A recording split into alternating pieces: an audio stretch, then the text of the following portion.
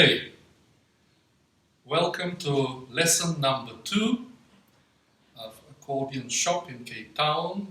I'm Stanislav Angelov, your accordion specialist and your accordion teacher. If you have found this video, maybe you've already seen the lesson number 1, but if you haven't done that yet, you'll find the link in the description of this video. If you like these videos, subscribe to this channel.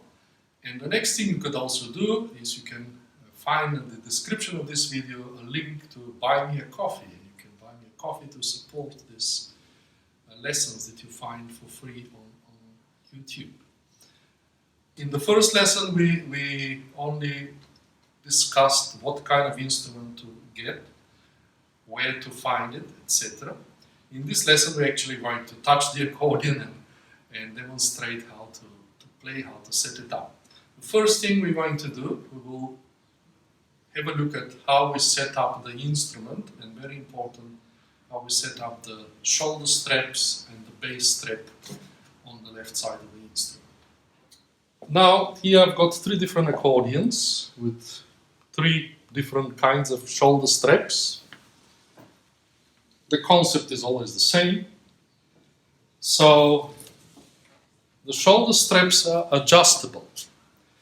And one thing that is very important usually your accordion teacher will advise you that if you're taking lessons, but presumably by watching this video you're not taking lessons, you are planning to try on your own. So the right strap meaning the strap that goes on your right shoulder, should be a little bit longer than the left. If you have a look at these two, this is the left strap and this is the right strap. This strap goes on the left shoulder of the player and this goes on the right. This kind of straps are very basic. It's leather and the padding, there is no really padding, it's just another layer of material. Then I'll show you another smaller accordion which will have even narrower shoulder straps, but again we aim for the same thing. We want the right shoulder strap to be a little bit longer than the left one. The right one goes on the right shoulder of the player. And now this is what a professional accordion straps would look like. Again, you can see the strap that will go on my right shoulder is longer than the left. They can be adjusted usually at 3 different spots. There is in the middle spot, there is a spot here on top and at the bottom of the straps where they can be adjusted, but usually the most adjustments happen from the middle. This is for you to see how you're sitting on a chair. The chair that I'm using is a normal dining room chair, nice soft seat, and I'm not sitting on the whole chair. I'm sitting in about halfway the front of the chair, as you can see. My knees about 90 degrees or plus minus depending on this height. So it's preferable, maybe it would be better to have a little bit lower chair where I'm sitting on, but this can also work. Now sitting like this and playing accordion is really not comfortable, and maybe it's comfortable to sit like this, but you're much less in control of your instrument. So this is the ideal position, and we're trying to have the back as straight as possible. And now another view from this side. The reason also for this view is to explain about this strap and how the hand gets positioned there. Most instruments will have a little dial or whatever it's called, a screw or something, which makes this strap adjustable. Now and then you'll have some small student models that will not have this, which is of course a big disadvantage, and very often it's very hard to deal with it. Now the point of this strap is to make it tight so that there is no play here between your left hand and the box of the bass side. or in the same time also it mustn't be too tight so that we can't move. So at the moment this is for me very comfortable. Another thing that also is important, which will be discussed many times during these lessons, that the rim of the box of the accordion is somewhere here on my left hand, like this, so I can reach the buttons and then I play. After we have adjusted the shoulder straps, the bass strap, and we are ready to go. If you notice now, my accordion is not in the middle of my body, it's not like this. It's shifted to the left. Having the straps adjusted that this one is a little bit longer than the left actually automatically does that for you. You don't need to do it. What you're aiming for, the right side of the bellows, the end where the bellows ends on the right side, should be in the middle of your left leg when you sit down. Okay? The keyboard is slightly, as you can see, not completely vertical. It's slightly like skew. And also another thing that happens, the accordion is a little bit like this against your body. It's not vertical also. It's not like this. The reason is that we still need to have a little bit of a view of the keyboard. Now, my right hand, I'm trying to keep this side as straight as possible. You'll see some people playing accordion like this, which obstructs a lot of nerves and blood vessels here in between your hand and your arm. In order to do this, the right elbow needs to be a little bit kind of forcefully lifted up like this so that we can get this straightness there. Then we're going to find a group of two black. In fact, in the beginning, it doesn't really matter which note you're going to play, but I'm going to play now the C, which corresponds to the middle C of a piano. And I'm going to lift my left arm here. And depending on this, now the bellows is going to open by itself. If the bellows opens by itself, this means that my position is correct. Now, if I moved my accordion like this and I press the key again, it doesn't even start. As soon as I move, there we go, it starts. So that's your first way to establish that your position is correct when you sit down on a chair. And for those of you who opted for a very small accordion, you're not going to have that situation with where is the bellows sitting on my leg or where is the keyboard being supported, etc. Now we're going to explain the piano keyboard.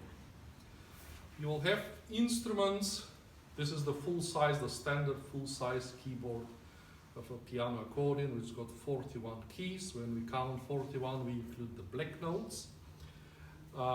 Some instruments will start from this note, which is the F. You will get some smaller accordions that will also start from F. Those are the instruments with 37 keys. Or they will start from the next note, G. Then when you get to the smaller size, it will be from G to E, etc. So, but we want to find the note C. And you will also get instruments like the one that I just showed you, that will either start from the C, the first note is going to be the C, or very, very often from the note B. Okay, the names of the notes, for those of you who do not read music, in English culture, they're using the names of the alphabet, A, B, C, D, E, F, G. So those are the letters that they use from the alphabet to name the notes.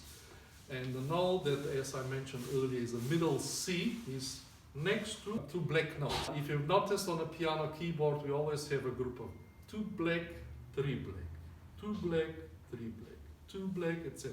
As you can see here at the bottom, I've got 2 black and 2 black.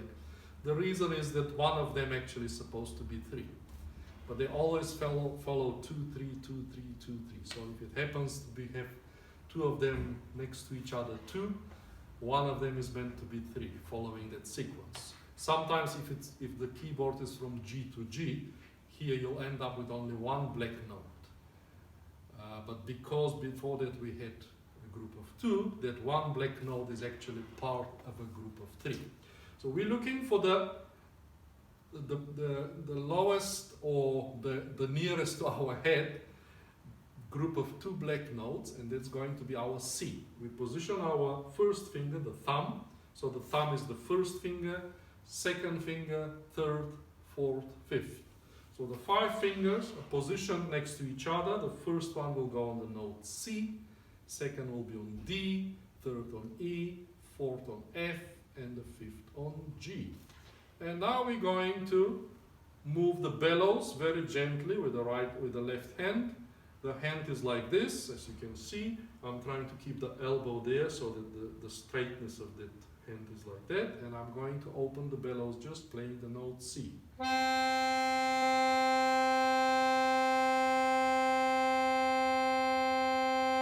I was trying to have an even sound. Now I lifted my finger from the C, and I'm going to start closing the bellows. I'll press again the C.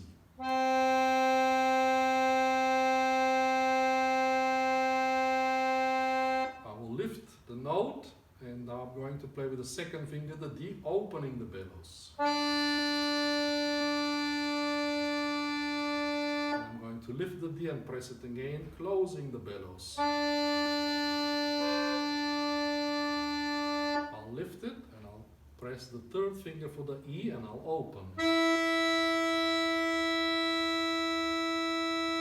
And so on, you're going to do the same thing with all 5 fingers, in and out. Your object here is to make sure that the sound is always the same, that we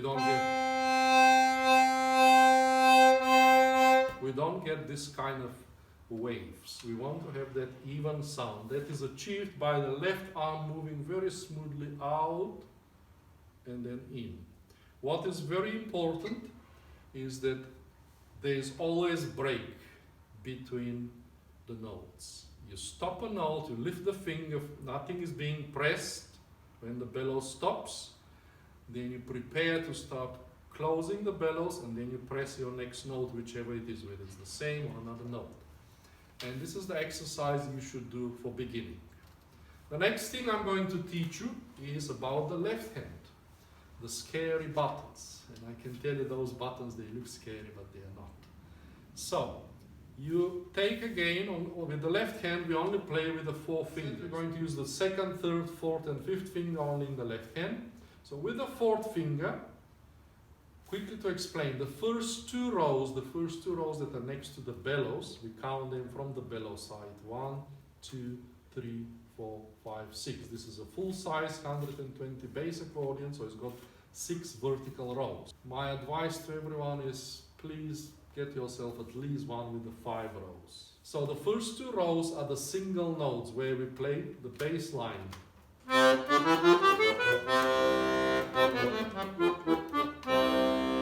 Right, then we've got a row, the 3rd row will be major chords.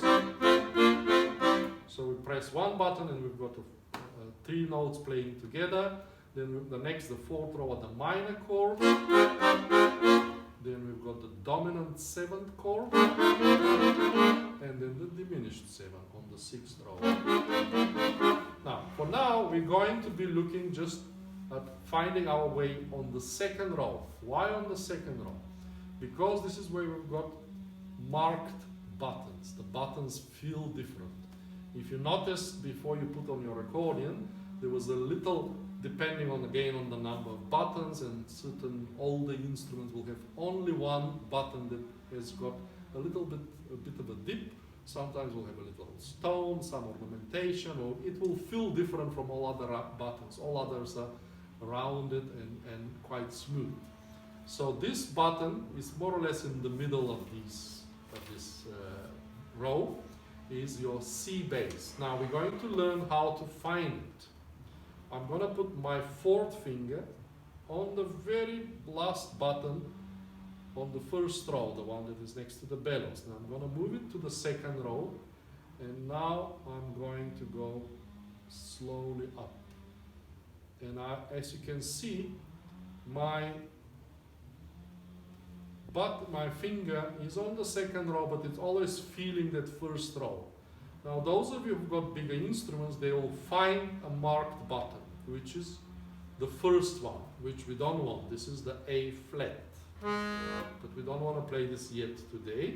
So you're going to continue until you find another one, and that is your C bass. It will sound like this. And then you can put your fingers next to each other. They're all on the second row. So with the fourth finger, I'm going to play the C bass. With the third finger, I'll play the G bass. Second finger will play the D bass. And the fifth finger will play the F bass. And that's what you have to practice after a first lesson. So you try first to get your position correct. You test the position. Then you try to play these 5 notes, C to G, with the 5 fingers, in and out, and you want to hear that even sound.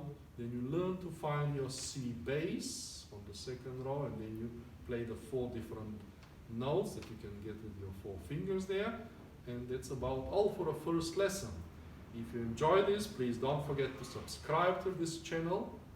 And if you want to support me in this and want me to produce better videos and more videos, go down in the subscription and you can select to buy me a coffee. That will help me improve my equipment. Thank you.